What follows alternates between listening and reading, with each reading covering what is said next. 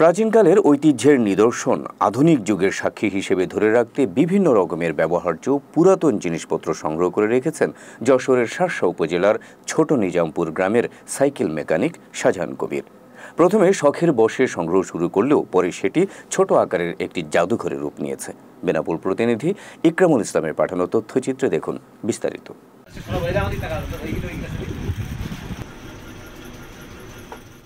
যশোরের শার্শা উপজেলার উত্তরে অবস্থিত ছোট্ট একটি বাজার নিজামপুর।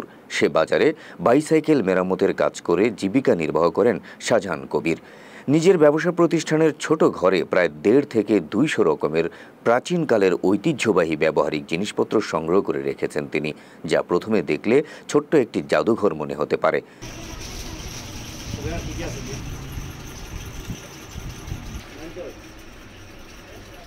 বিভিন্ন এলাকা ঘুরে টাকার বিনিময়ে শাহজাহান কবির সংগ্রহ করেছেন এসব পুরাতন জিনিসপত্র।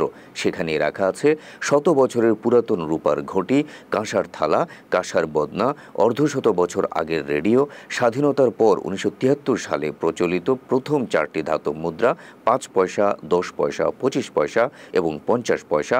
1974 সালে আরেকটি নতুন মুদ্রা সংযোজিত হয়, যার মূল্যমান ছিল 1 পয়সা।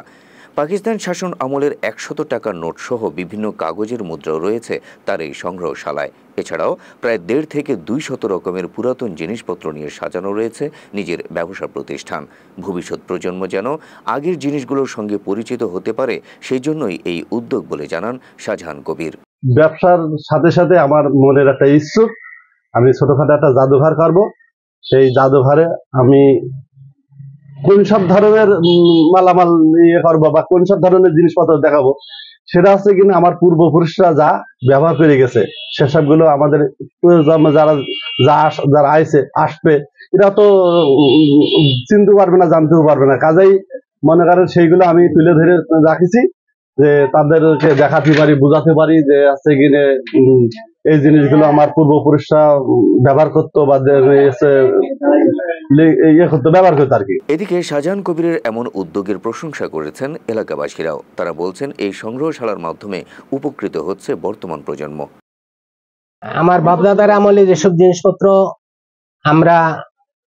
তারা ব্যবহার করতো সেগুলো আমরা এখানে এই দোকানের ভিতর দেখতে পাচ্ছি। কাঁসার বদনা, কাঁসার জগ, তারপরে কাঁসার আপনার বাটি, এগুলো আমি দেখতে পাচ্ছি।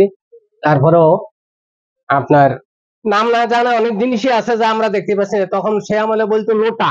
শাহজাহান ভাই ঐতিহ্যবাহী জিনিসপত্র এক এক করে সংগ্রহ করে একটা জাদুঘরে পরিণত করেছে।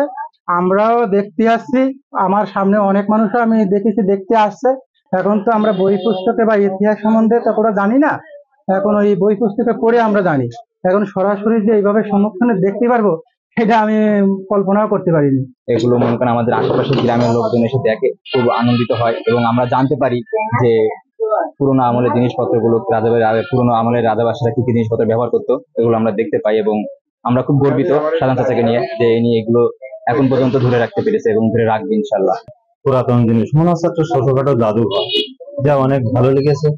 শাহজাহান ভাই যে আমাদের এত পুরাতন জিনিস বা ঐতিহ্য জিনিস দেখাচ্ছে, এর জন্য দোয়া করি এই যেন সামনে আরো এভাবে এগিয়ে আমাদের ছোটখাটো একটা জাদুঘর হিসেবে অনেক কিছু দেখাতে পারে।